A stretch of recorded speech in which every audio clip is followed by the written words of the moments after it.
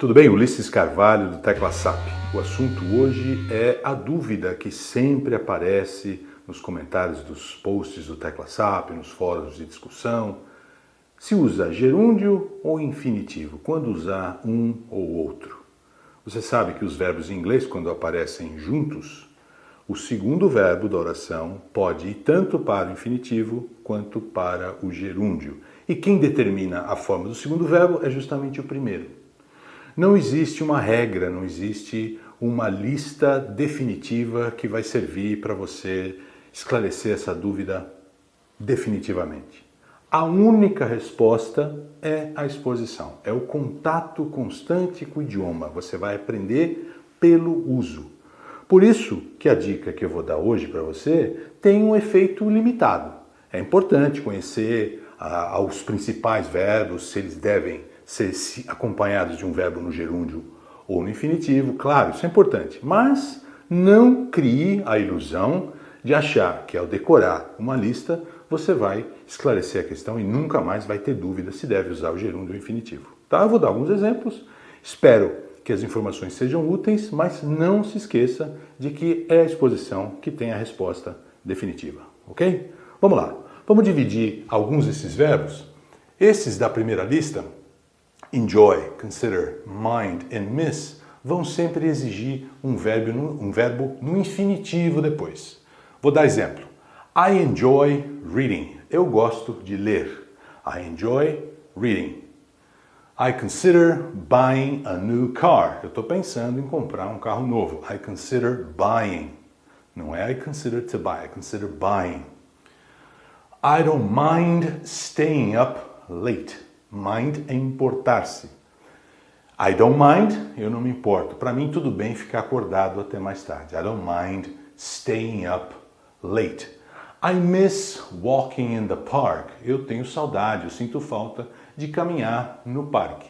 Então, esses verbos vão exigir, portanto, um segundo verbo no gerúndio. Assim como as preposições. Por isso que eu agrupei essas duas primeiras linhas. As preposições também. Então, before going to bed, she brushed her teeth. Antes de deitar, antes de ir para a cama, ela escovou os dentes. After going to bed, she prayed. Depois de deitar, depois de ir para a cama, ela rezou. E assim por diante. Então, as preposições vão sempre exigir um verbo no gerúndio depois, ok? Esses dessa próxima linha exigem o verbo no infinitivo. Então, I agree to do what you want me to do. Eu estou de acordo em fazer aquilo que você quer que eu faça, por exemplo. O exemplo ficou meio confuso, mas é isso mesmo. I promise to do that. Eu prometo fazer o que você está me pedindo. I want to stay here. Eu quero ficar aqui, eu não quero viajar. I don't want to travel. I want to stay. Eu quero ficar. I plan to do it. I don't plan to do it. Ou seja, eu planejo fazer tal coisa, não planejo fazer tal coisa. Então, gerúndio aqui em cima, infinitivo nessa lista. Agora temos duas linhas em que tanto faz. Pode usar um, pode usar outro. Mas qual é a diferença? A diferença é a seguinte. Aqui, nessas três palavras, start, begin, continue, você pode usar tanto o gerúndio quanto o infinitivo sem mudança de sentido. Então, tanto faz. I start working on Monday. Eu começo a trabalhar na segunda-feira. I start to work on Monday. Não faz diferença nenhuma. A mesma coisa com begin e a mesma coisa com continue.